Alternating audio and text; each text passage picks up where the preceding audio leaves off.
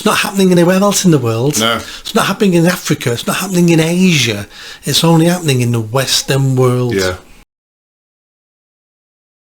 If he promotes masculinity, which he's doing, then we can save the Western world. Because that's the reason why we're in the mess we're in now. We rejected masculinity as a trait and started embracing femininity, which is all about compassion and tolerance and be kind. Where we heard all this, we hear this from the social justice warriors.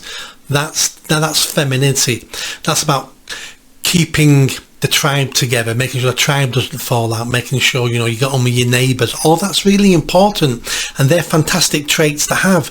But when we split the sexes, they became feminine traits, and that's what women started doing, and men went out hunting and they needed to be masculine and tough and robust, and that's what men did. But then suddenly we think men can be women and women can be men, and it's killing Western civilization. It's not happening anywhere else in the world. No. It's not happening in Africa. It's not happening in Asia. It's only happening in the Western world. Yeah.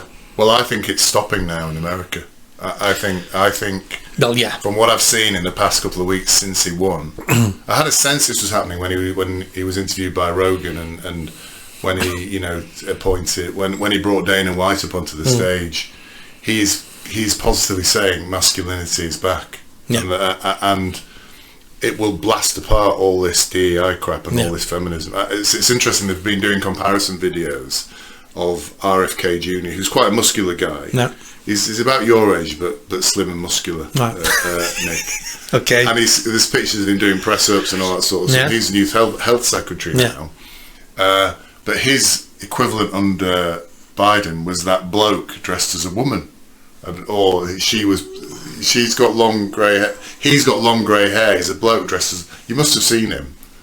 The army guy? Yes. He was the junior health secretary. I thought it was something to do with the army. No, he's a health. Right. He's a health guy. Yeah. So they're saying here's a comparison. There's pictures of RFK. A mentally ill man and a normal man. Yes, and a mentally ill man saying we've got to get more DEI people into the army and all that kind of, and then you've got RFK, who's a proper man, doing press-ups, highly muscular, wants to blast apart all these health issues that have been in, and the contrast is dramatic.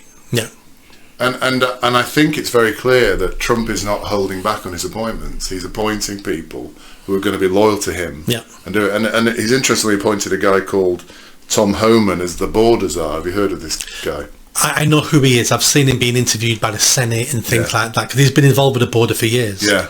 So he at a presentation a couple of months before this happened, I think in July, basically said, my message to illegal immigrants is you better start packing now. I don't know if you've seen that. I mean, that is an incredibly powerful thing to say in America under a democratic government as it was at the time. So he said, you better start packing now. And then he was being interviewed and somebody said, how are you going to stop the separation of children? Because what happened when they tried to deport people before, the kids were separated from parents. So he said that one of these sorts of woke interviews... AOC it was. Was it AOC asking the question, how are you going to stop... how are you going to stop children being separated from the parents? He said, that's easy, we'll deport the whole family. Yeah.